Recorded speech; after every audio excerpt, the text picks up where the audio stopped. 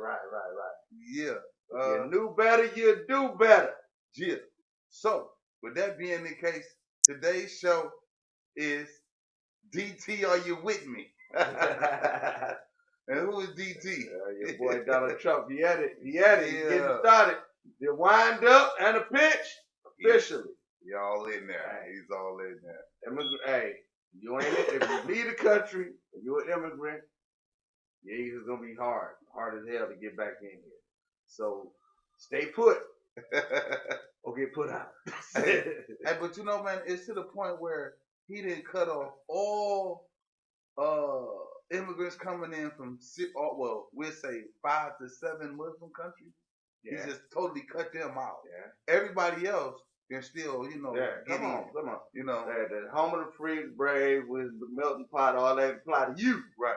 And do it the right way. But if you come from some of them other spots, he ain't with that. Yeah, don't come around here if you ain't from around here, okay? They ain't playing them games with you. Well, it's official. It's definitely official that he have decided. He decided about his Supreme Court appointee. You know what I'm saying? The young lady. He definitely decided on that. So we're gonna talk about that in a minute. We're gonna talk about the wall. We gotta talk about the wall. Yeah, we gotta talk about the wall. I seen the meme on Facebook. Lego have the Lego kit build your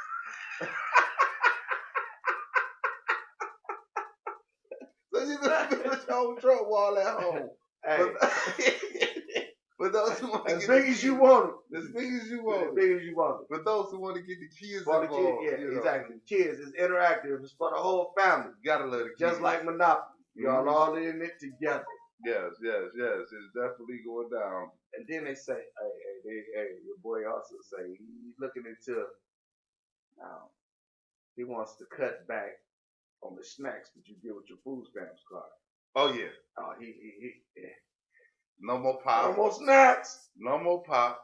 And I was like, damn, I was thinking, my heart went out to my PlayStation players, they be at home all day while they lady at work playing PlayStation. Well, you know how that is. What you gonna get your snacks? You gonna act. Oh man, they don't want you getting no steaks. They don't want you doing none of that. All that free balling is over with. Yeah. How dare he want them to get a job? Well, man, that's crazy. That's there. Hey, people don't know. It's time for us to actually stand up, be counted, and show our work. The days of us laying back on our butts and expecting a free handout from the government, you got a president in office that now said, why the fuck come you can't? And what else trending on, we're going to talk about also what's trending on Facebook is it's official. Hillary has received over 1 million votes from non-citizens. 1 million. It's official. Vote for what? Vote to become president. 1 million is over with. But listen, 1 million non-citizens. So the illegals, all them people, they got 1 million votes in. That's why I say, man, definitely. I don't want to say smarter than women or any of that. Don't take me wrong. Don't blow this face up and all that stuff. But that's why my man stopping all the immigrants from coming in here. He sending them up out of here. So he ain't got to worry about that. He getting ahead of the game. Want to know why? Because he knew better. So he's going to do better. You stop that. You're going to cut it off. Why would I let you keep recruiting somebody that's going to do something to me and affect the outcome of something because they coming in because they want what we got? Well, I received a lot of backslash on Facebook because the first ones that got deported were people of color. Man, it was 90 Somalians and 2 Kenyans. They got deported first. Them were the first to go. But 90. Most people don't know. For the last, I would say, we're going to say the Obama administration, do y'all realize that they stopped Christians from coming in? They stopped the Christians. Yeah. Christians couldn't come in the You couldn't country. come in. They stopped us from because I'm a Christian. They stopped the Christians from coming in, but they was letting all the Muslims come in. Now you got a president that's a Christian, confessed to be a Christian. You know, he says, "I am." You know, this is what he's doing. And the things about it is, with the support that he's giving Israel, he seems to be the real McCoy. I got a phone call, and a young lady was telling me that it's people out here that's like a wolf in sheep clothing. They masking as Jew lovers, Jewish people lovers. Yeah. And all the while they trying to attack me. She said that watch out because Trump might be one of them. Mm-hmm. And I'm saying I'm gonna need some evidence of that. You know, and when I get some evidence, then I can go ahead and have that dialogue with you. But I just can't jump on that bandwagon. Yes, it is people out here that act like they love them and then they stabbing them in the back. This another thing that got Donald Trump on fire. You know, news fresh off the press. This comes from Insider Fox News. Afghan migrants arrested for allegedly raping a woman and streaming it live on Facebook Live while they raped her. Wow. Yeah, so you know, that pissed Donald Trump off even more. Yeah. And me too. You know, yeah. I don't like that. I don't like that. We remember when they was just talking about what was happening over in Britain and France and Paris and all them other places that the women couldn't wear skirts no more. They changed the dress code. Not in America. When they started to letting all these people that was running and they was giving them housing and all that stuff, they literally changed the dress code of the children that they couldn't wear, not children, but the teenagers. That they couldn't wear these short skirts or none of that stuff, or the women had to do certain things. And they made it the law because these men feel that they can come and they can bang out on you. Yeah, however they want to. Because they also feel that you wearing the clothing like that, you provoking them and enticing. Yeah. So you want it. You want it. You put your leggings on. It might be multiple, and it's never just one. It's always multiple. Yeah. And back to what you were saying about how the Christians weren't allowed in. Donald Trump has gave Christians priority coming in as refugees. They got the high priority. Yeah, because it's a backup. It's a backup. They've been held in these, like, we're gonna say camps for a better term. They've been kept in these camps for a long time, or they just been refused. They refused to let them in the country for so long. For the Obama administration. The whole administration. I mean, that's just unreal. And for what your person that called in and said about wolves in sheep clothing. Mm-hmm. Actually, Donald Trump, before he was in office, he made it his business to actually put in order that he's about to start to the legislation to start giving the Jewish people back their land, which is in Israel. Mm-hmm. So if you ain't familiar with your Bible, get right, church, and let's go home. Like, it's coming. I like that. You know. So, that's a milestone. So a wolf in sheep clothing, that's a bold move for a prince. Believe that. So I mean, we have to things seen don't have to be explained. So we don't have to even worry about that, sit back. But what I'm looking at is a lot of backlash on the man for simply believing that you could do more for yourself than the government. Okay, wait a minute. Say that again. As far as the welfare and stuff like that, that's what I'm speaking. Because I remember Kennedy said, ask not what your country can do for you, but what you could do for your country. But a lot of brothers don't get that memo. They don't know that. That applies with history. Because at a young age, you really go to school. You really wasn't. You know, mom was out there doing her thing, going to work and all that stuff, doing her trying to, because daddy wasn't home. So at the point where you sitting back and then you worried about, dad, ain't nobody here to make me do nothing. So when you grow up and you get out there on your own, can't nobody make you do nothing. So you're gonna sit back and you're gonna say, okay, I ain't gotta get no job because it's easy. Because mama took care of me all this time. Why you can't take care of me? You say you love me and this and that, and you putting a tremendous amount of weight on a woman's back for you to be the leader. That's like putting your first horse, your best horse, pulling through this thing we call life, and you take your best horse and you put it in the back of the wagon. Now all the weaker horses got to not only pull the weight of the wagon of all your stuff in the wagon, but they also got to pull this horse that's back there just doing what he want to do. And all the horses working, get us ahead, get you ahead, pull ahead, and you stopping. You eating grass along the way. You pulling the other way because you see something over here. You want a new outfit. You taking away from the progress of the way. It's time for you to get together. Let's pull together, man. We got to do better. We got to do better. I got a phone call the other day. My dude. We conversate. We talk about a few things, and he was telling me, now don't get me wrong, man. My dude, he got a little hustle.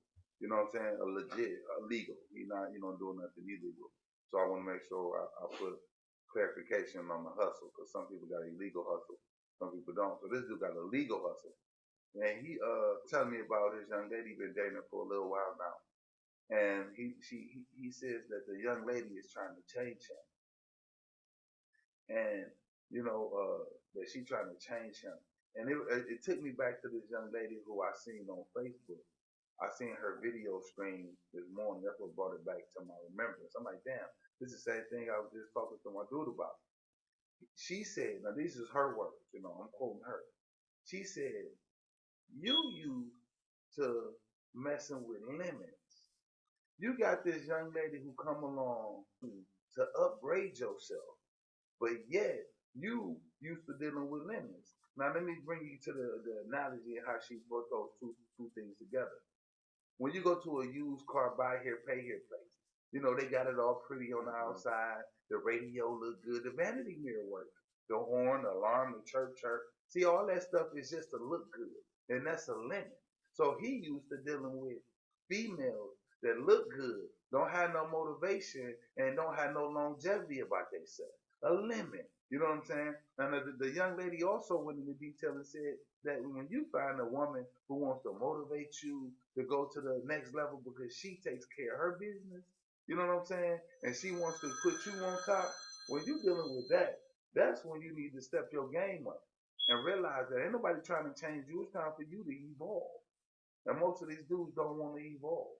And that's the issue. You can't take away. Just like you were saying. You want to pull the wagon this way and pull the wagon. If she already got the wagon going, it's in the man nature to come along and want to take control. Man. See, but a real woman ain't gonna just give you control. If she know you ain't ready to lead and to steer this wagon, she gotta bless you with the reins. You gotta earn that. You gotta earn that. You can't demand it. You gotta earn it. Because a woman, I bet a dime to a dollar at the point where your woman sees that you're capable, and the word capable is the key word to the whole situation, that you're capable of leading her in the right direction, but she ain't got to worry about at the end of the day, the lights gonna get cut off, the gas gonna get cut off, and she can believe and know that y'all working together, she'll step back. Hey, this is my man. And she'll fall in the suit. And then you got some women who will kick against the pricks. But all that comes into the dating. I remember you talking about a few shows back, the dating process. A lot of times people jump from the dating and the courting and get to know someone to jump right into the bed, the mate. Now, excuse me, I'm a little under the weather. So when it gets to the point that you are disrespecting the chain of events the way they're supposed to lay out, then you don't know what type of woman you're dealing with, and that can hurt you as far as your heart, or that can hurt you as far as your self-esteem and your mental. See, because some of these cats can't handle a real woman, and that be the issue. See, a real woman don't want to take nothing away from you. Yeah. Hey, at the same time, you got a lot of men that can't deal with a real woman. So when you can't deal with a real woman, then you go out and find yourself a little girl. A little girl. You know, she her mind process. She ain't worried about. She worried about what you worried about. She worried about going out to the club. She gonna worrying about what outfit we gonna wear. On the holiday we gonna she's worried about more on the holiday of what y'all gonna wear than what y'all gonna eat. Well, wow, that's a horse of another color. Yeah, so when you talk mindset. about the meal package, and what she brings to the table as far as I'm talking about meals. As far as a man goes, as far as the what you seem to do when a real woman advances, she already knows in her mind what it is that a man is supposed to do, what a man is capable of doing, and what a man looks like.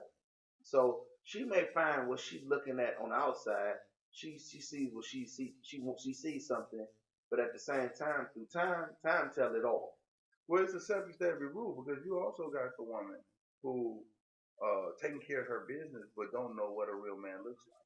You know what I'm saying? You got some women who just because she's taking care of her business don't mean that she's you at that time because some women won't, just like she control every aspect of her life, she's looking for a man that she can control, a stagnant. And I don't mean to be disrespectful to him, but this is the way that we was taught. Oprah, she's a tycoon. She run this and run that, and she got a statement her to do what she wanted to do, and all this other. And he ain't never been in the highlight, but that don't mean that he has to be that way. He chose to be that way. Stedman needs to have his own holiday. Stedman plays his position. He plays his position well. Hell no, he ain't gonna go out there and do all this other stuff. He ain't gotta be in the limelight. Because he's not in the limelight, but he's reaping the rewards of being in the highlight. That's a whole. It's a movie that I wanted to ask you about. Did you get a chance to see? It's streaming on all the little devices now. Where the one woman, I'm gonna give you a scene out of it. She's a doctor, and he was complaining. Oh, it's doctors. The show Doctor, Doctor of Atlanta, whatever it is. They got the female doctors and some of them men doctors. It's the reality show. I think so. Now the one successful doctor, her husband was complaining about, like, when is enough enough? He trying to play his role, but he gets to the point where he's feeling neglected. They're not spending time together. And now we're to the point where a person, it don't matter how much money you have. If you're not happy, it don't matter. So when it comes to about playing your position, when that's the reason why I said if Stedman is playing this position, that's the position that he wants to play. That's the reason because he ain't kicking against the prick. Hey, he ain't going nowhere neither. But they was living in separate houses. I don't know all the details. And I ain't in that man's bed. Right, I don't want to get all up in that. But if that is the case, what I'm saying is it's working. I mean, maybe we don't know. We don't know. Held hostage. We don't know. I don't know. I mean, at the point, I don't care. I can get with a woman. Like she could be a doctor, lawyer, whatever. But if I don't like the way I'm being treated in the situation, or I feel that I'm being taken advantage of as far as me being a man, and I just know that I'm being disrespected, I'm not gonna be in that situation. I'm gonna hold myself to a higher standard. If you don't respect me, you can't love me. I mean, this is contradiction if you say I love you, but I mistreat you. It don't go there. They don't go together. So if you love me and you respect me and you respect me as being a man, however, that whole situation, there's a lot of Hollywood. I don't want to sit back from the outside and tell you what's in your house without actually going into. And that's the truth. That's the reason I want to ease up off your man. You're right. Yeah. And then, but see, a lot of this stuff. Only thing I do have is examples on what people have said or what I've seen on TV, because I'm not going to live my life that way. I'm not going to be. I'd rather be happy and broke. You know what I'm saying? Than miserable with a lot of money, because it ain't gonna do no more cause it. It causes stress. Yeah. That stress level If you can't be happy with the person you with, then you shouldn't be in that situation. Yeah. And then that just takes me back to the conversation that we had last week when I was asking, when a man cheats on his wife. You know what I'm saying? When it comes to loving her and wanting to be with her, and if she was physically, it was something where she couldn't perform sexually, and if she give him the permission to go out here and do these things, then it's not cheating. And I guess I should have made some clarity on that. But when we get to the point where some women feel that they can they have sex with their husband once a week or twice a month, then that's sufficient enough. And to some men, it's not. Some men want to have sex every day. So at that point, if your sexual drive is real high and hers is low, where is the medium ground in that?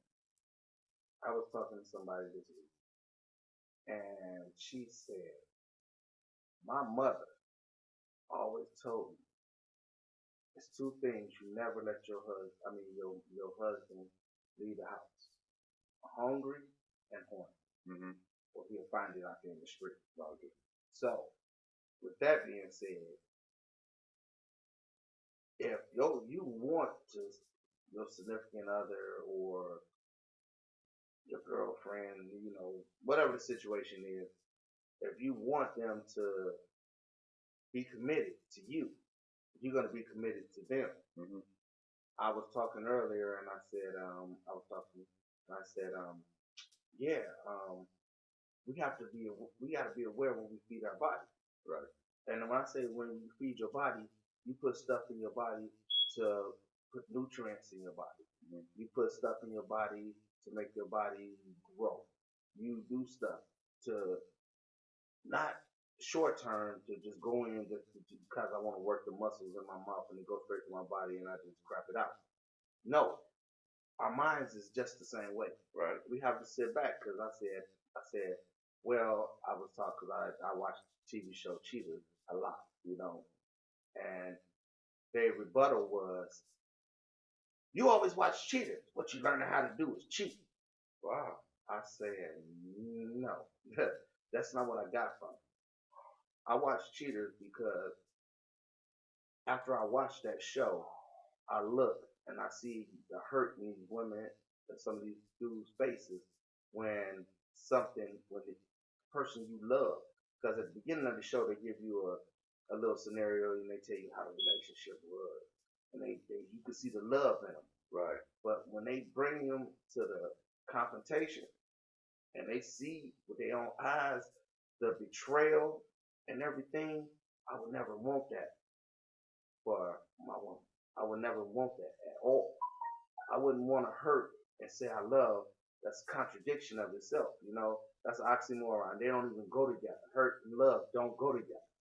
If a person is hurting you, they don't love you, and love don't hurt. So it's just where we at. Right. So when they said that, I said I look at that because I don't want to ever make you feel that way. Mm-hmm. So I know that if I feel so, slide that forward. If I feel that way, you coming off low. Slide it forward towards you. You coming off low. Slide. I said slide the whole thing. Yeah. Sorry about that. But if I don't want you to feel that way, that's why I watch that, and mm-hmm. That's why one of the things.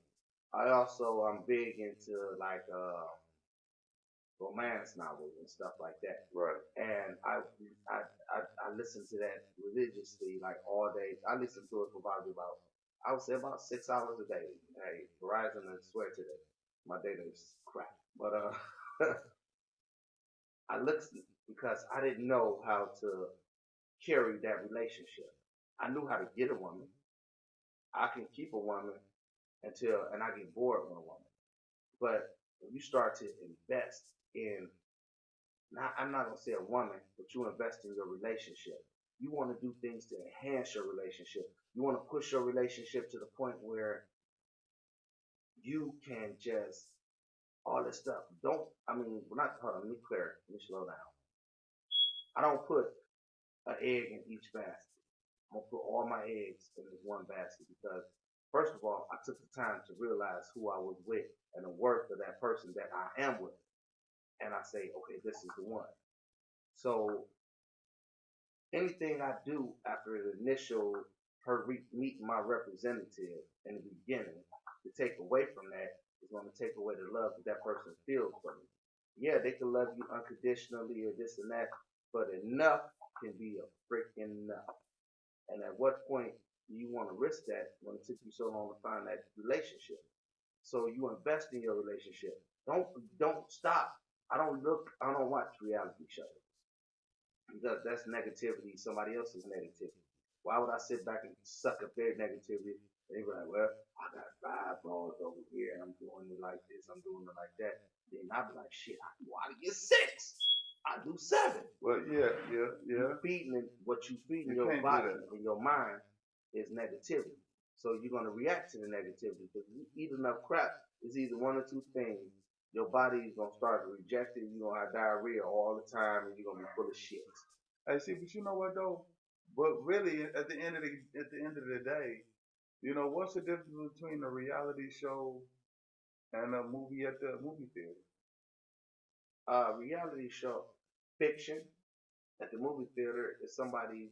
It's fiction. It's made up. Most all these movies is based off of Not somebody no, reality.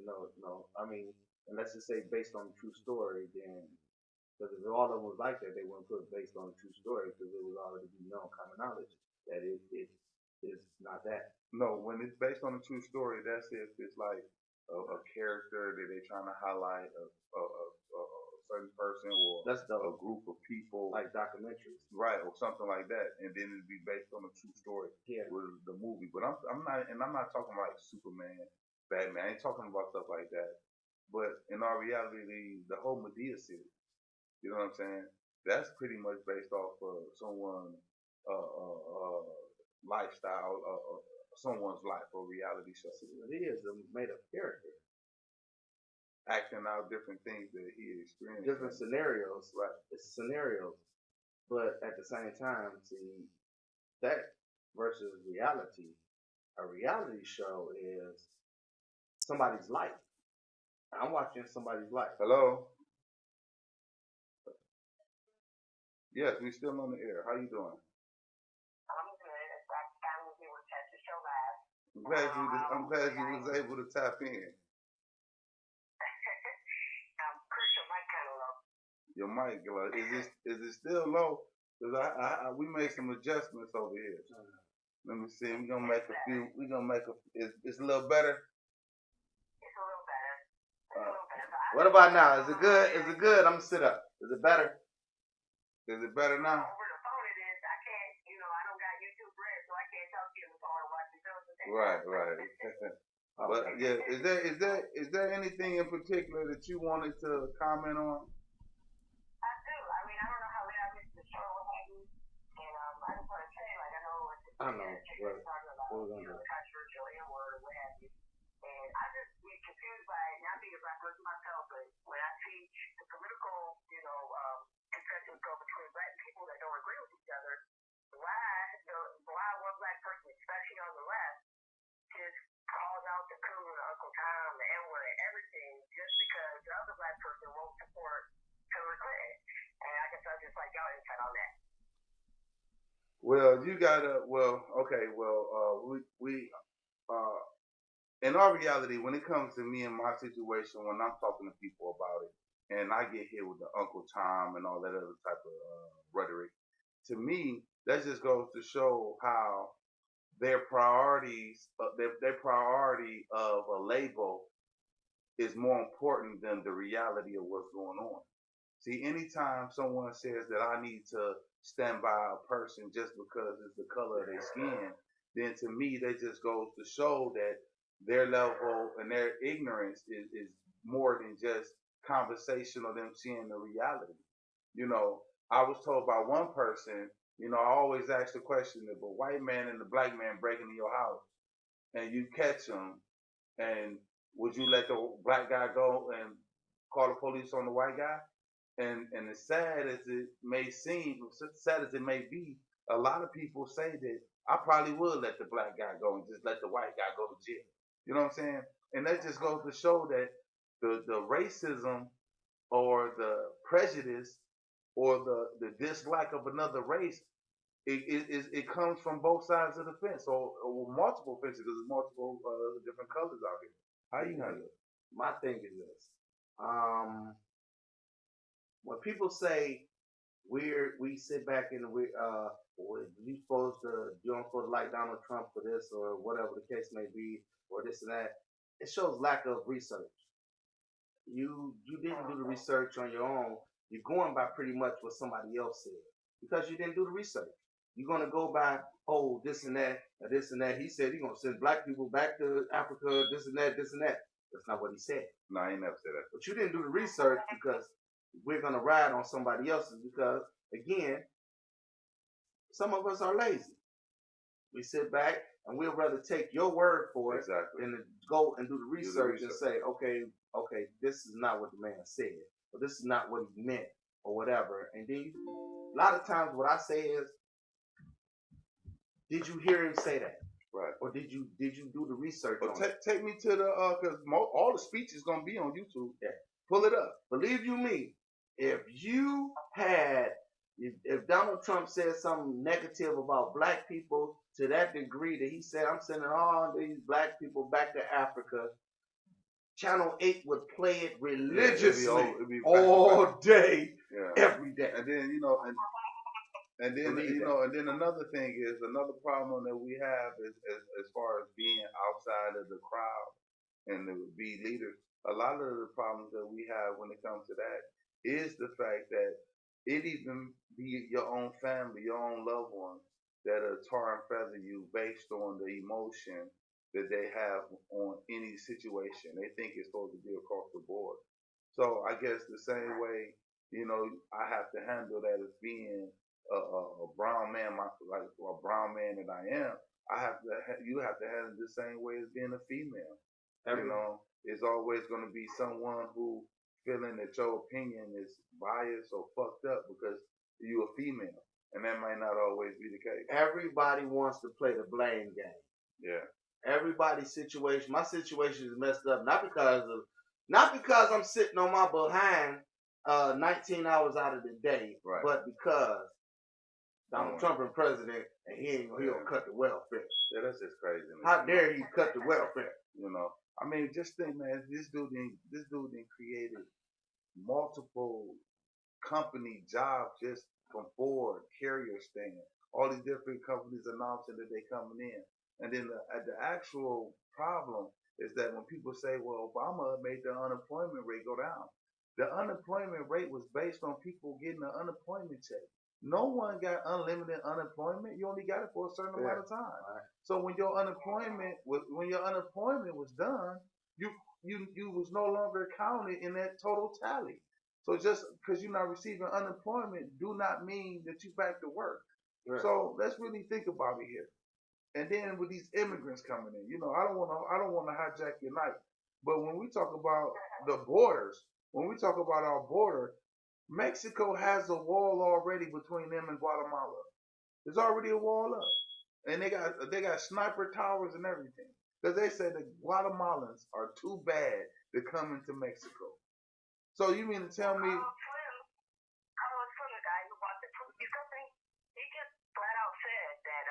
Were smarter than Americans and worked harder. Now, I might have to give it to them on the work ethic. They work like I call them meat cans. Got away with saying Mexicans were smarter than Americans. But anyway, I'm sorry, I didn't interrupt you. No, you all right. I mean, because I'm glad you said that. Now, and that just goes to show how no matter where America thinks Mexico is as far as being smart or their work ethic or anything like that, they themselves, you see how they say that they're smarter? You see, that's just another race trying to oppress and to dummy down another race. And I don't respect that. I don't have a problem with no Mexican. I have a problem with illegal, no matter if you're Mexican, African, European, Jamaican, Trinidadian, whatever you call, Canadian. If you illegal, you illegal. So that's what it boils down to. It's not no attack or against no one, but for him to say that just goes to show that that's the same mentality that the Caucasian people had a long time ago with slavery. That's the same mentality that the kings and queens that was in Africa that sold the slaves to those same Caucasian people had. See, because they felt, but when they sold them, they felt that they was better than them. That's why they sold them. You see what I'm saying? So at the end of the day, it's always someone that's going to try to oppress someone else based on the color of their skin. You know, so at the end of the day, what can you do? What the thought is. And just one more thing to say, Chris, about that Carlos 7. I just hope people would understand what I thought was interesting about it. He said that in one sentence, and that sentence, he said, we actually had that on Trump's book. It said, but the thing about Trump is he's a great negotiator. And I just marvel at that. He's a businessman. He's a good businessman. If this guy here who feels he's superior to us will still and feels probably slighted by Trump's comments about the laws and the pay, still has the sense to say he's a great negotiator, so that's what we need to do with him. I mean, I think people should really pay attention because that's You're right. You're right. And when you look at negotiator exactly right. and thinker, you put those two are the same thing because okay, in order for me to light a fire up under your butt, I got to get you up. And if I have to cut something to give you no other option, because up to now we're not gonna get up and go do this because we already feel the deck is stacked against us. Some Americans, you know, when you got what makes it different? Why the Mexicans come here and I'm sorry if I said it wrong or whatever, politically correct. But anyway, if you come here, you got a clean slate. And you sitting back, you come into a country where you can start over, you can build your credit, you could take a dumb job, a McDonald's job, a landscaping job, and you can get it and make it whatever you wanted to do because once you got that job, you got unlimited credit. Now you take the point where y'all sitting there and it's about probably about 10, 11 of y'all in the house. All y'all working. Y'all taking care, y'all working different shifts, y'all taking care of kids, daycare is covered. Y'all sitting in there, y'all putting in for food. Y'all eating beans, rice, and whatever. Y'all food is covered. Y'all sitting up there, but y'all all building y'all credit. And all the money in the cash. Now you got America. Not just credit, the cash. Now you got Americans. On the other hand. And to put it in context what you're saying there, Chris, I don't know if you guys are aware of this or not, but there was an actual police officer both in Minnesota and in Texas, both are illegal immigrants, working for the sheriff's department in one state and just a regular police officer in the other, arresting other people, black, white, brown, for breaking the law. Yeah, right. Furthermore, you know, this whole refugee thing. To me, that's Uncle Thomas. To me, that's Uncle Thomas. Well, that just shows you, though, that this illegal immigration stuff is really getting out of control because now, too, kind of now access to that is this refugee ban that we just implemented. We got some Iraqis who came to JFK Airport. Right. All the cab drivers there now have boycotted. So everybody who took a plane out of JFK right now can't get a ride. Now, hopefully the free market will fix that. But that is how serious immigration is to the point that we can't even regulate our immigration now. That's how, I mean, this is, and the ACLU is picking up the fight. And where was this located? Right. What is happening at this boycott? This happened in JFK. That's JFK is in New York. Yeah. All right, people. All our people in New York. Uber drivers. Hey, Uber.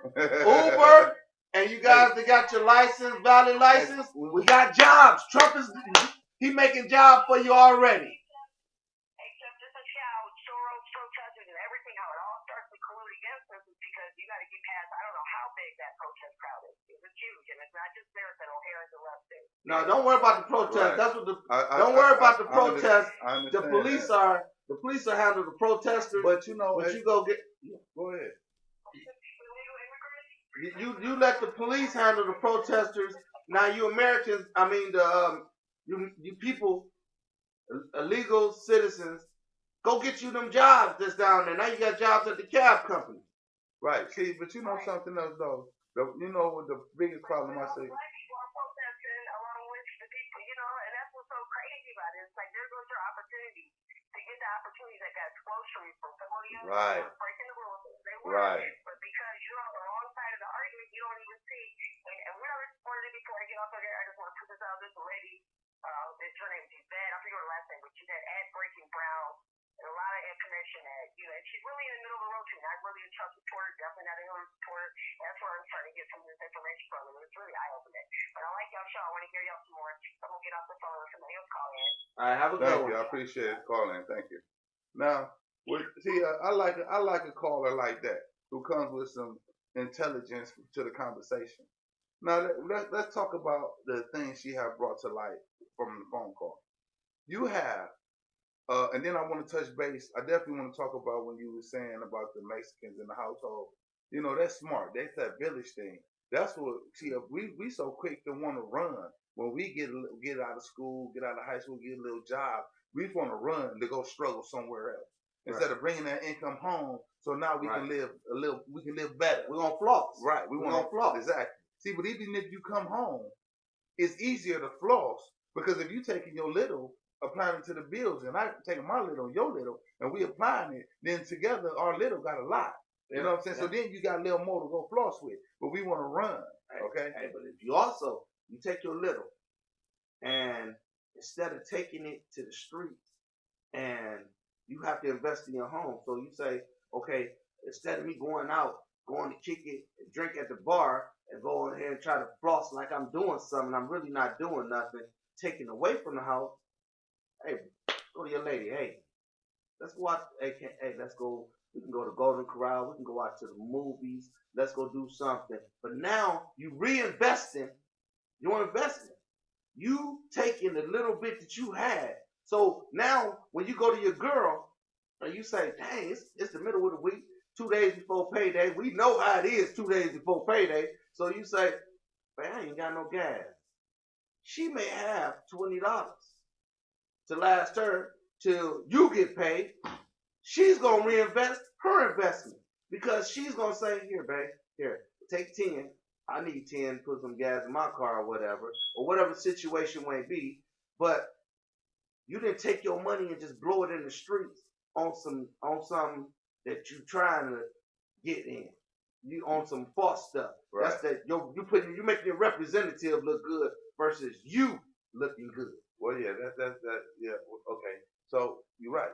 You gotta again invest in a home, but you went all over the place with that one and brought it back to the original concept about making sure you and your lady together. I understand that, but what about when we were talking about about the caller?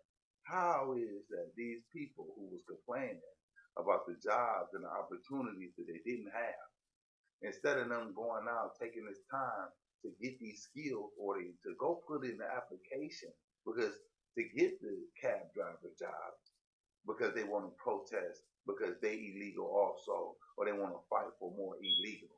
You know what I'm saying? Illegal. They don't want to fight for the opportunity for these people to be able to get visas and do it the right way and then go take the citizen test. They want to fight for illegal. Yeah. I mean, I don't understand that. I'm lost with that. I mean, you gotta think everybody looking for a cause these days anyway, whether it's right or whether it's wrong. They feel adamant about nothing. It's nothing.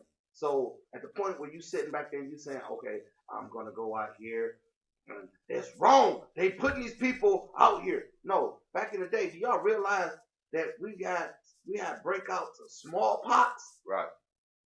We back in the we been came up with a cure for that, but it's redeveloping. When you got these third world countries with some of the not so sophisticated medical, and you bringing it around people, we reintroducing, we going back to reinvent the wheel because now we working on stuff because back in the day we had a screening process before you got here. You had to go get some immunization. We had to give you this. We did this. We did background. We did this. We did that. Now it's just come on in. No. Come on. Do you just leave your front door? Correct it. Before Trump, it was like that. My man betting to the extreme now. Hey. He's back. Let's get it back to where it's supposed to be. Hey. I remember bed bugs was just a saying. Sleep tight, Don't on let that the bed bed bugs bite. bite. I didn't know that shit was real. That shit real. That shit, hey, woo! Where the stuff coming from? Listen. Where it's coming from, people? The problem is that we want to. Okay, now when you got to think about it like this, if your little kid, your child, raised around other little kids where they play together, they be nice, they ride each other bike, they sit there and they say thank you, they say please, they say all that, and you introduce a child who do not have no manners, do not play well with others, and you introduce that child into that environment with them little kids, you got chaos. You got little kids getting hit, bit, rocks thrown at them, just totally disrespected. Now your child then woke up and came to the realization on what the real world is like in that little small circle. So when you talk about protecting your children from these bullies, you have to think about America the same way. When you got to protect yourself from people who do not live or do not want to live the way that you live every day. When they talk, they're not going to other Muslim countries. They're not going to other countries that practice the Sharia law. They want to go to these Western civilizations and try to change it. They are so upset with the way we live in Western Y'all living society. too free. While we live in Western Y'all living society, too free. Y'all living too free. They want to come here and take what they want to take and leave the rest and condemn it. See, the problem is, by me being an American, I understand that it's the woman's right to wear the short skirts or the long skirts. Who am I to judge her? It's your right to be a big person or a little person. Who am I to judge you on that? But on the same note, I am not going to fight for I'm not going to fight for illegal. I'm not going to fight for illegal. Exactly. And I can't fight for illegal. Nothing. Illegal nothing. But, but y'all are so fickle. When I say that because y'all sit back and say, all these immigrants are taking all our jobs. Now you sitting up there, that ain't right. We can't stop them from coming in here. Come on, pick a side, stick to your side. Go to Mexico. Try to go to Mexico illegally. Oh no, I got one for you. We had some prisoners that escaped, and they were 3 miles away from the Canadian border. And they was gone for like 2 or 3 weeks out there in the wilderness. They was escape. They escaped. They was on the run. They was on the run. They couldn't get into Canada. Canada right next door. Right next door. They couldn't get there. Why? Because they had a wall there. They ain't go there. You can't go. You can't climb no. You ain't climbing no wall. So at that point, why shouldn't we have a wall? Why shouldn't we protect what we consider to be value? Why do we feel that we... You got a fence at your house? Do I got a fence in my house? Yes, I do have a fence in my house. And I am that person that if I see somebody walking through my yard, I'm going to say, what are you doing here? Does that make me wrong? No. They walking through my yard. Right. Am I wrong? Because I go out there and I question them. I want them to tell me what you doing here. Who are you? If you knocking on the door, you better tell me something. Because you ain't just pick my door and just knock on it. You better tell me something. Because I'm thinking, yeah. Now listen. I have fences up. And that's the reason why I asked, because the equivalence of the wall is a fence. Is what they call them? I forgot the word. When you have bushes up, barrier. Yeah, but it's not a fence, but it's just deterrent. When you have to walk around or go a certain way. Yeah, you know what I'm saying. Now, when you talk about protecting our borders, I'm outside one day, and now this used to be predominantly Caucasian neighborhood. Now it's brown, dark brown, and some light brown moving in. But anyway, so the woman was driving real slow down the street, just looking around her, and the man in the car come to find out that was her husband. And she said, I used to live right here, pointing to one of the empty fields. And I said, well, you see how the neighborhood is right now, but I just where you live at now? She said, well, we live in Arizona on the border between on the bottom, southern. And I said, oh, I said, listen, don't get me wrong. I know you happy to see your old neighborhood, but I just need to know is the immigrant thing an illegal situation really that bad? We know what the news tell us, but you live there. What do you see on a day to day basis? She said, we've been down there for 10 years. She said, in the beginning, it was beautiful. You know, she said, it was no problem. She said, but then you start to hear stories. And then it gets to the point where you see them. She said, my neighbor was held hostage in his home. He was held hostage in his home by some drug mules. Some people bringing mules over and drugs. And they got into a big altercation. She said they didn't violate his wife or nothing like that, but they was held hostage. She said they come through the fields, through the yards. It's just total chaos. Nobody should have to live like that. Right. We need to be able to. We need to protect them, just like we saying we need to protect our young black youth in the streets from each other. Yeah. But at the same time, you sit back and you say it's time to make America great again. Yes.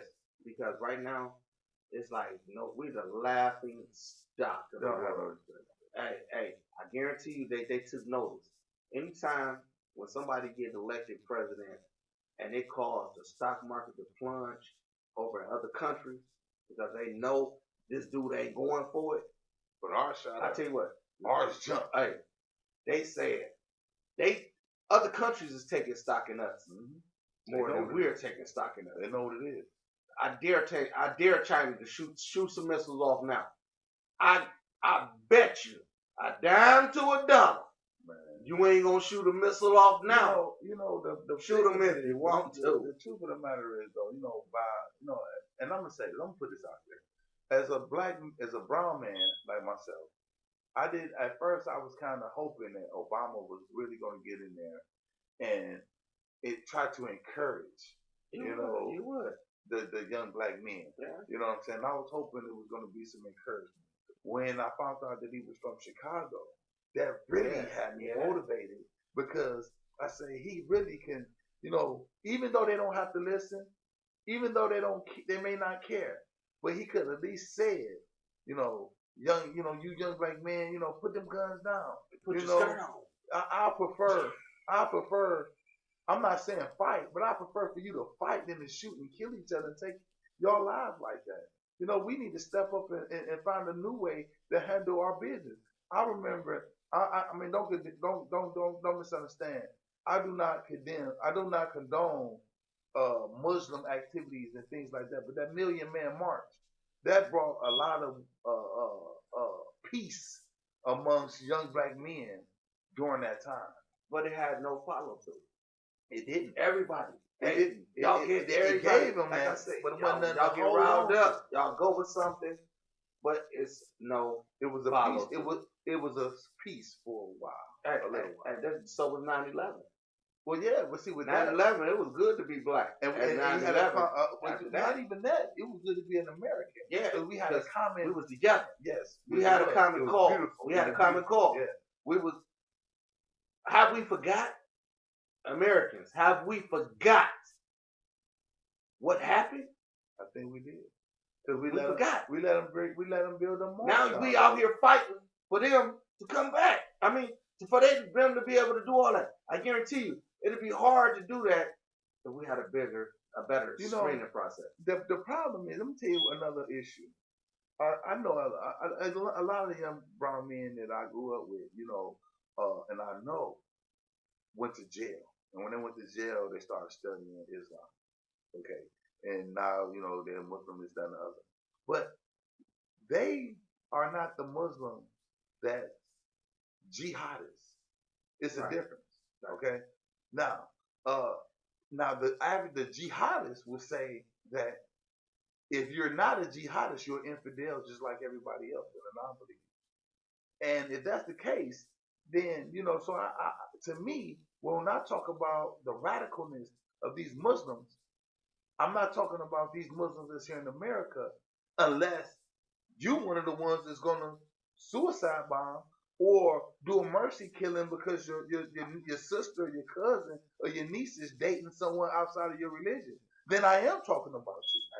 I was told this past week, I was told, because just the way I am here on air, I'm the same way in life. So I was told by this young lady who confessed to be a Muslim, she's a Muslim woman or whatever. And she told me, she said, because she told me, first of all, I had self hate. I said, why do I have self hate? She was like, because you sit back and you don't embrace the black woman, this and that, this and that, this and that. I'm like, no, come on. What she was talking about is how I feel that, as being a man, the position that the woman in. She said, no, you need to embrace your blackness, because I told her I was Indian, black, and Italian. Mm-hmm. You got self-hate, you don't like who you were, this and that, this and that. She said, what you need to do is end up go to jail for a while and then read, and then you become a Muslim. And I say, hold on, whoa. Damn. I say, damn. What you telling me? I tell you what, people that go to jail, they become Muslim, they need protection. I ain't that dude. I got a mind strong enough to say that's not my cause. Like, I don't need to stand with other people for me to be heard. My voice is loud enough, and I can get my opinion across pretty strongly. And she got really irate. She told me, "You need to go to jail and read." I say, first of all, that's heavy. This is a black young lady. She only 26 years old. I could say her age.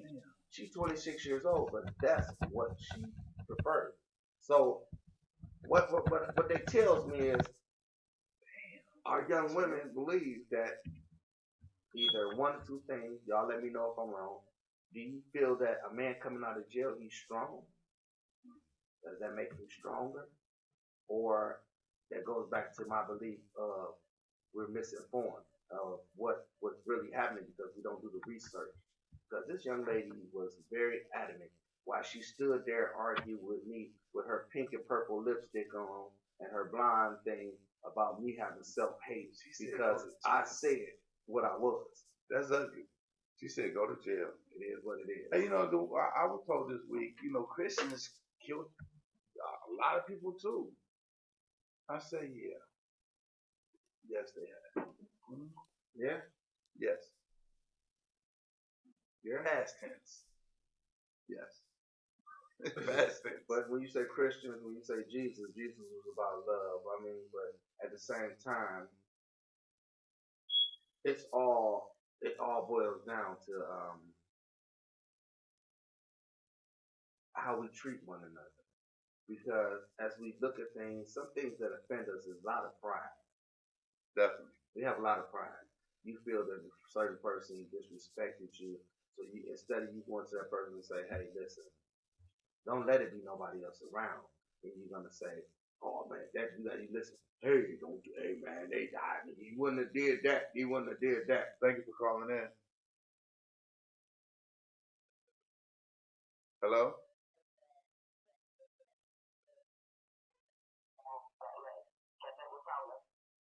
What was her name?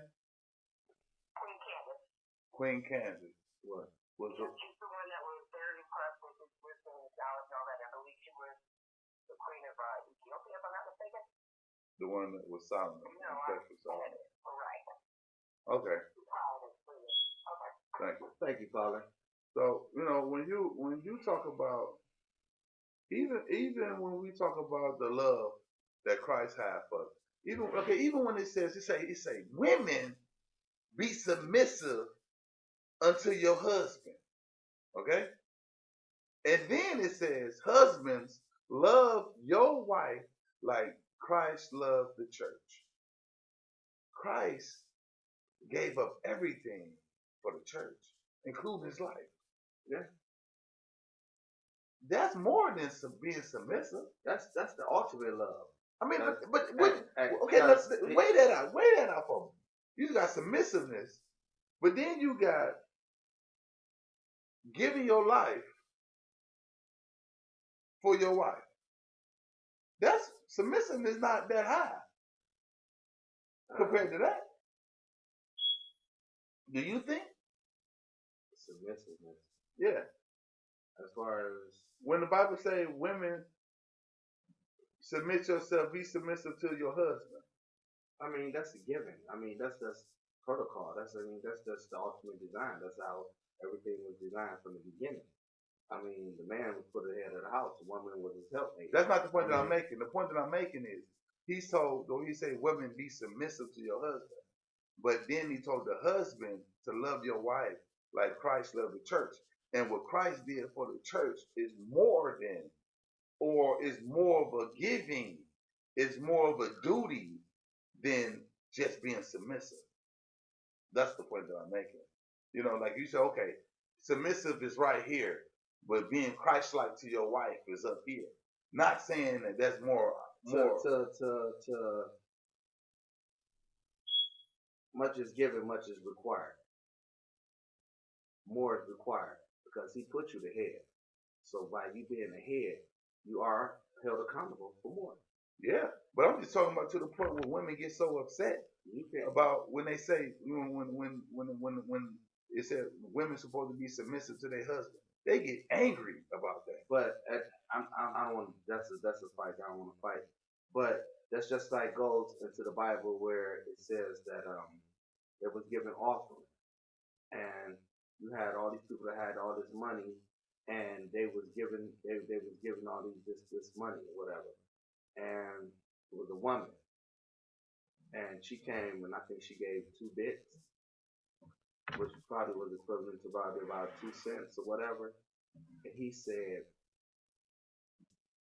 she gave more than what they gave because they had all that to spare, but she gave her last.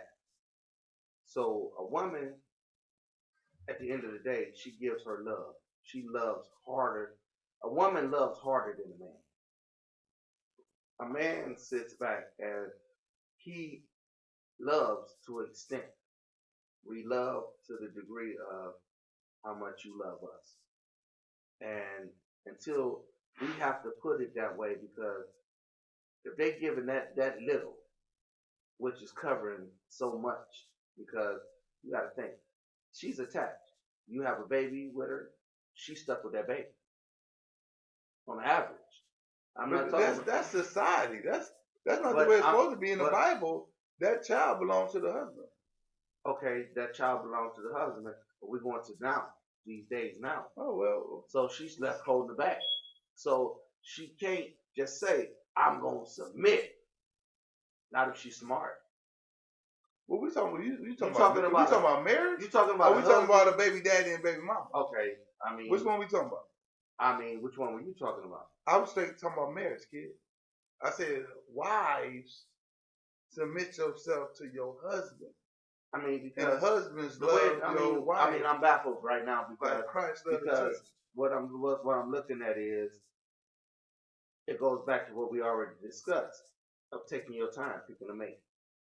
Did you take your time to pick this woman that you wanted to submit? Because had you did that, I mean, that person should have realized. I think you misunderstood the point that I was making when I first brought that up. The reason why I brought that up is to show that just because when the Bible say, women be submissive to your husband, I didn't want the women. You threw that one at me. I wasn't ready for that. I don't want the women to feel that they the ones who are they the ones who have to give so much and they losing on the losing end. That's because they laying over the loser. Wait a minute.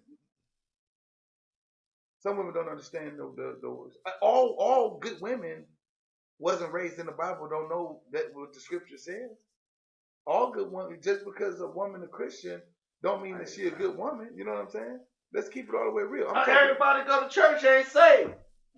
So anyway, the point that I'm making is when they get to the when I don't want the woman to feel that when the word says women be submissive unto your husbands, that's a bad thing. Like they the only ones feeling that they have to give all of themselves or to give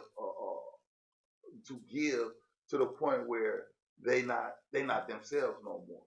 You know what I'm saying? Because the very next scripture says, husbands, love your wife like Christ loved the church. And when you think about the different things that Christ have done for the church, he did more than just be not submissive to the church, but to be able to love the church and gave his life for the church and did everything in order to bring the church up and to uplift the church and to make the church happy, not to just be a fool for the church.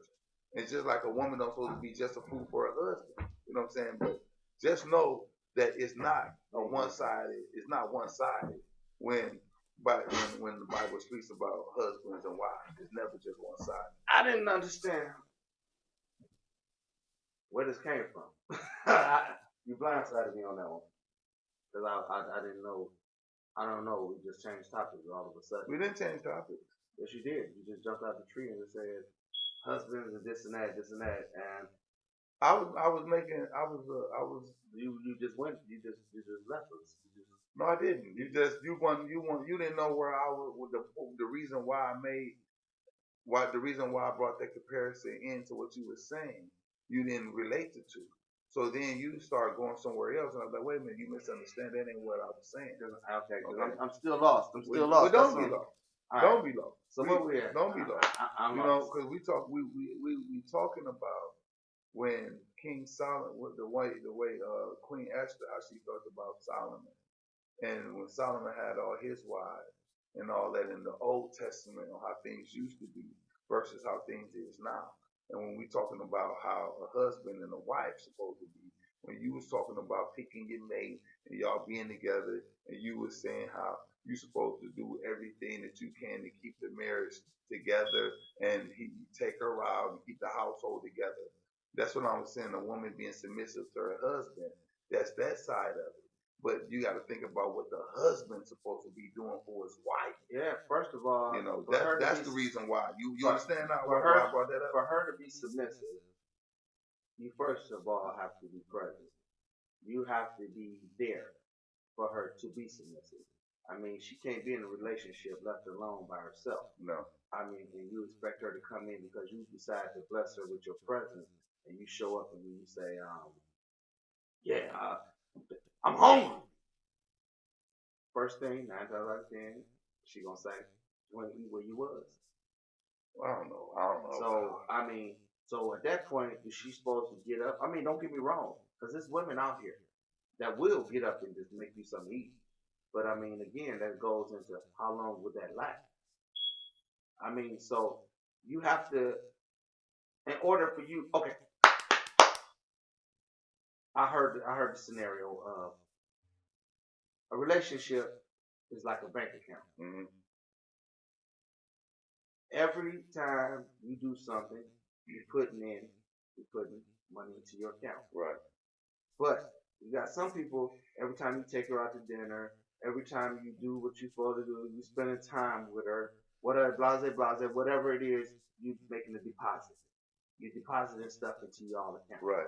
So, you got a lot of guys that's trying to withdraw from their account, but they got insufficient funds. Okay. Because you don't have anything put into your account. Right. So you sit back and you wonder why now you come or you need or whatever, your check bounce. Because you ain't put nothing into that account. And it's hard for a woman to submit to a man that hasn't given. You didn't give yourself. You haven't given your heart because actions speak louder than words. We take for granted that they know. Now, man, we're going to work on that. We got some shows planned that we're going to talk about some things that we could do to more or less, you know, we can't take for granted that these women or our women know what we're thinking or whatever. We write, well, did you man, I love her. Did you tell her you love her? No, hold on a second. Did you tell her you love her? She should know I love her. I do this, I do that, I do that. You're taking a lot for granted. Because at the same time, actions speak louder than words. Well, you know that, we will always have 1,000 examples on the wrong way to do something. We can come up, the hour and a half, 2 hours we spend will not be enough time talking about the wrong thing. You know, when we talk about the way it's supposed to be, that's the reason why when I ask you talking about marriage or not, because sometimes we talk about both. But when we talking about marriage, if you don't have communication, you don't have anything. It's the 20/80 rule is real. Okay, the 20/80 rule is real, and the only way that you can now let me explain what the 20/80 rule is for those who don't know. The love meter, it's 100% of the love. 20% coming from one person and 80% from the other. So the woman can be the 80 as far as she giving up, she loved him 80% and he only loved her 20%. So she gonna be on him more. She gonna want to deal with him more and always want to be around him more, and he only in 20%. You know what I'm saying? Or it could be the other way. The man is 80 and she 20, where he's on her 80 and she's only on him 20. Now, if you're in a relationship like that, then it's not mutual. Okay, it's not mutual. Those things do exist, that 20/80 rule. But when it comes to the point of being in a marriage, it can't be that way. It can't be no big me and little you. It can't be that way. Being submissive do not mean less than or not a priority. You know what I'm saying? That's just the role that we supposed to take when we doing when we doing this marriage thing. But she definitely have to, where he is weak, she's strong. And if he don't understand that, then he's not ready. And if she don't understand that, she's not ready. My interpretation was of the 20/80 rule was when you got a woman that's 80% and she does all the things or whatever, blah, blah, blah, blah, blah, blah, blah, blah, and she does all the things that you want her to do, but she may not have a certain body type that you want. And you find that woman that has that body type, but she don't do none of the other things the that the other woman does. She doesn't handle her business. She doesn't handle the finances. She doesn't do this. She just look good. And that was always my interpretation of. So which one is the good looks the 80? No, or the good looks the 20? The good looks is 20 because the good looking good ain't gonna make you dance. Looking good ain't gonna go to work. Looking good, not saying that you won't go to work, but looking good. So you will leave a woman. You will leave a woman. Hold on, listen. No, I hear you. I'm saying you will leave a woman. You will leave a woman. You will leave a woman that does all the things that you need done on a daily basis for somebody to look good because they look good. They don't have the things that actually. Okay, I tell you what. You looking baffled, but okay, you sitting back. You'll rather have a woman that looks good but don't work, don't cook, don't clean, don't do nothing. Hold on, wait. First off, I'm looking like that because I'm wrapping the 20/80 rule around what you're saying. So I'm processing. I'm not looking baffled because I'm saying what you're saying don't make no sense. I'm looking this way because I'm processing it to make it fit into the 20/80 and be able to see out of your eyes the way you're describing it to me. So don't let my expression throw you off. I'm listening to you. Okay? So you're saying that loving the looks, a person running after the looks, he gave away the 80% to run after the 20%. Yeah. In the way it was given to you, the description of the 20/80. And my 20 is the way it was given to me with the 20/80 rule was based on 20/80 was based on the amount of love.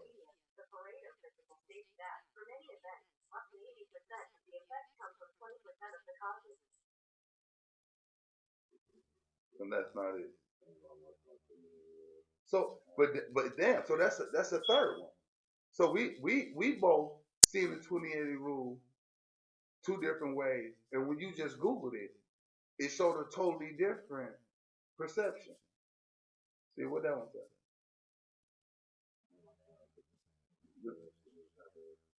What is it describing?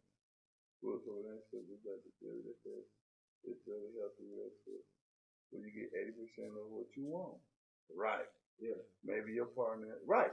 That's what I'm talking about. And So you leave for the 20% of just somebody that's mediocre. The missing 20% you hope for in a mate. It's bad lead. Many people cheat. The 20. Right. Even the 80 for the 20. No, wait a minute. That's what they're saying. That's what they're saying. You're leaving the 80 because that's showing the 20. Hold on, go back. The other part, read it. The other part of the equation says it is the endless search for the missing 20% that you hope that you will find in your mate that leads many people to cheat. Exactly. So you left the 80, but it's 20. That's the 80-20 rule.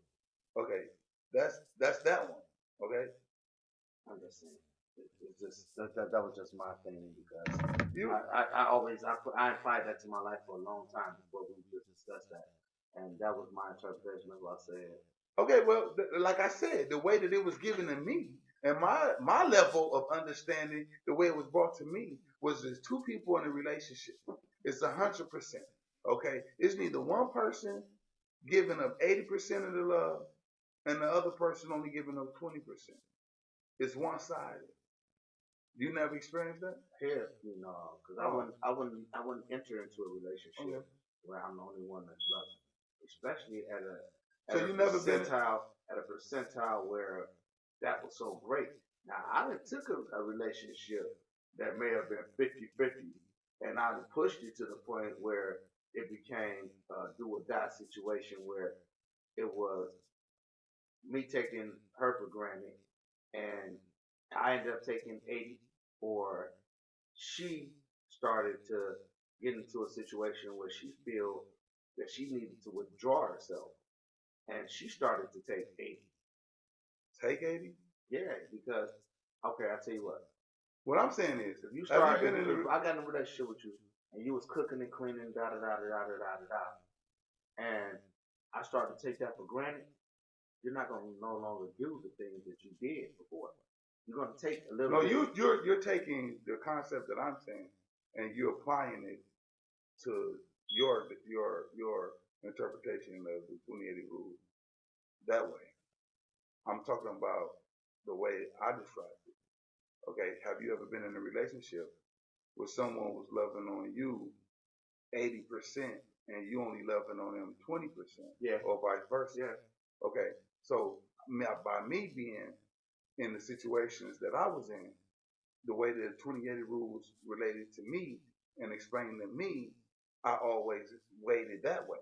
Okay, because I used to be in a situation that said, if I'm after a female, if 100% of the love and I'm giving her 80% and she only giving me 20%, then maybe that's not the girl for me.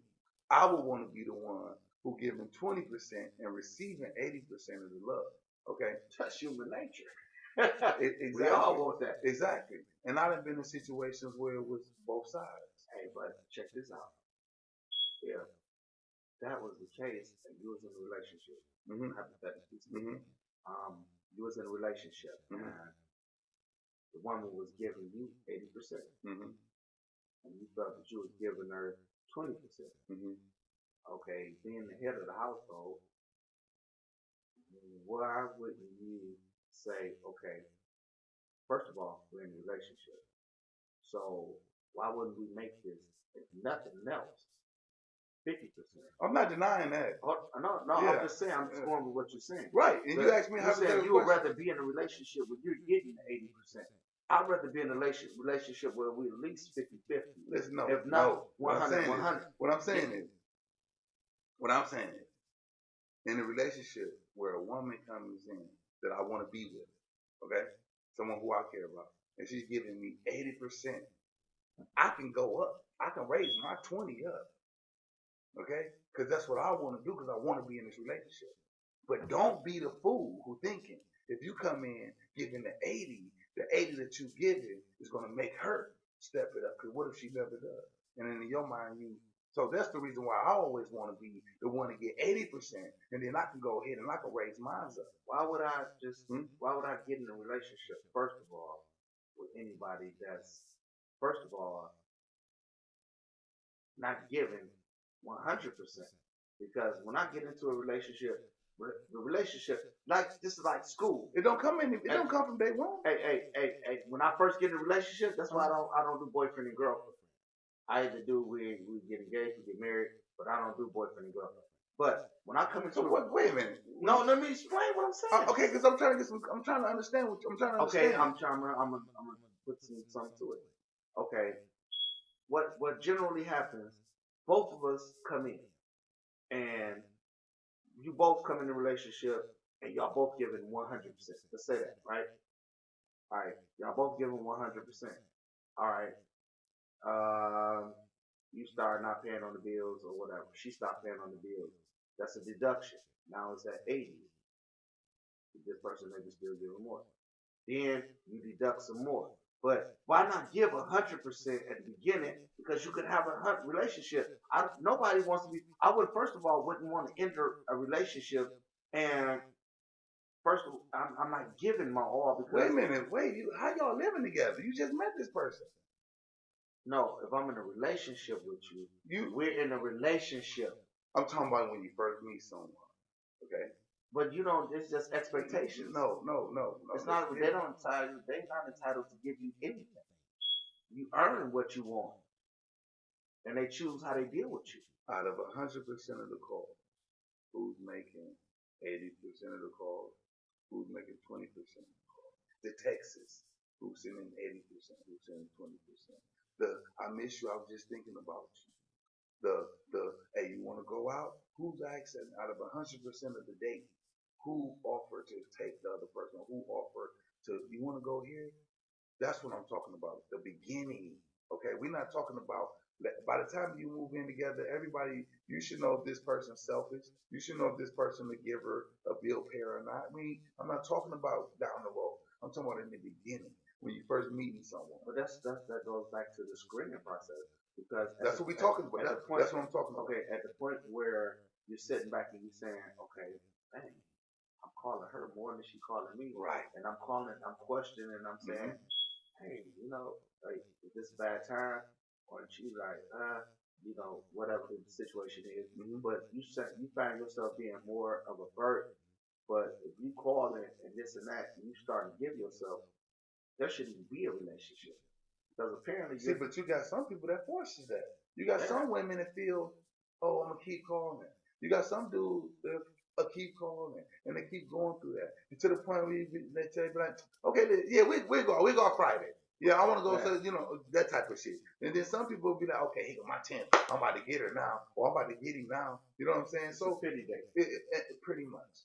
So that's what I'm talking about. If when I'm courting and going out with a woman, if she not at me that 80%, you know what I'm saying?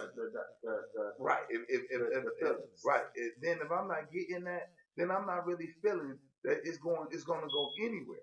You know what I'm saying? Because you shouldn't. Right. And you shouldn't try to push it to go. Now you understand why I say that the 2080 thing, the way that it was described to me. You know what I'm saying? Now I hear about what you're saying. That wasn't the right thing, but the way you took it, the way you got it, but if you knew better, you do better. Now you know. Okay. That's all it's about. No, it ain't about that. How you gonna say mine's wrong and yours right? I just showed you mine on Google. That don't mean nothing. So you can put anything on Google. Show me yours. You can put anything on Google. I just described to you what it was. It ain't always been no Google. If two or more are there, then it will be established. Anyway, so the 2080 rule can be applied in the beginning of the relationship when you courting and you're trying to figure out, or it can come along when you're talking about after you didn't figure it out. Well, after y'all been together and you know 100% about the chick or whatever the case is, you can apply it in many ways. There's always a 2080 rule, and you can use it on multiple levels. How about that? All right.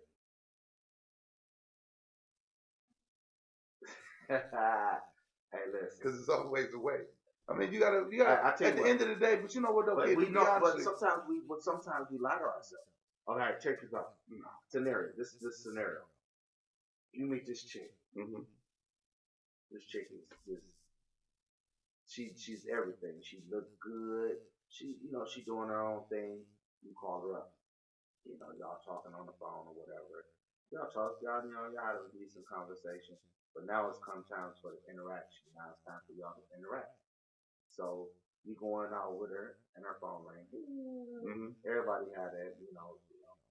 So her phone ringing constantly. But at the point where she's picking up these calls and she walk away from you, then that pretty much lets you know the kind of person that you dealing with. Now, if you still dealing with her with the hopes of her being that person, and she's continuing to do the same thing, or you on the phone with her, y'all having a deep conversation, and in the middle of the conversation, her phone rings, she's like, I'm gonna call you back. And you get off the phone, you're not her first priority. Pay attention to the signs. So for you to enter into a relationship or think you're in a relationship with this person, you assume. Okay. How can you not? Is you setting yourself up with stress? No, I ain't talking about doing it. If you setting yourself up with stress and for see, I don't worry about that type of shit. Okay, let me tell you something. I'm on the phone, we having a conversation, and your phone rings, you gotta call me back. I know if you into me or not. You know what I'm saying? I know. But if you got to go off the phone with me, it could be your kids, it could be your job, it could be your mama, your daddy. But that goes with clarification. And it also could be your child's father. You know, because at the end of the day, let me explain something to you. If I'm calling one of my kids' mom, okay, if I'm calling them, they know good and damn well they gonna answer my call. You know, even if they miss the call and send a text right back, I can't talk right now. Is it an emergency? You know what I'm saying? Mm-hmm. And then I'll be like, yes or no. Or if I keep calling and answering, like, hey, what's going on? Because they know if I'm calling, it got to be important. We're not talking about the blurry lines. You know what I'm saying? So I can't relate to the I'm not the baby daddy that's calling the baby mama when she doing her thing. You ain't that dude to show up at 3:00 in the morning. No, I ain't that dude. And no, so by me not being that dude, it's hard for me to wrap my mindset around people that do that type of stuff. You know what I'm saying? So if I'm calling my baby mama at 3:00 in the morning, then it's an emergency. Because if my baby mama call me, anyone will call me at 3:00 in the morning, because anybody call my phone, I'm gonna answer. If I'm asleep and I hear it, I wake up and I answer my phone. So if you call me and I answer the phone and you on some bullshit, you're gonna regret that call. You know what I'm saying? So I take the call. So when you talk about, when you dating a girl and she taking care of business and she's into you and y'all having that conversation, and if she break your conversation to answer another call or tell you she gonna call back, and when I get back on the phone with her, she better explain, not so much, oh, you better explain to me what the hell happened, but most of the time women come and be like, huh? I mean, we about to wrap it up after this. So when you talk about coming back to the phone call and she say, that was my job to call, oh, them kids, this, that's different. Then you'll know. Clarification. Right. So you got to be able to understand the difference between getting pushed to the side and being laid astray, or a woman just taking care of business. All right. Keep a street clothing line. If you knew, hold on, before you go there, hold on. Touch a Rain Nail Spa, Keep a Street Clothing Line, 216 The Beat. You know what I'm saying? My radio show will be back on Wednesday, 6 to 8. You know what I'm saying? On 216 The Beat. I want to thank y'all for tuning in. Once again, if you knew better, you do better. You know what I'm saying? Peace. Send the link out to all your people. Peace. It's on the popular. Shit, man. I'm about to take my blood pressure medicine, man. That's all I got to do.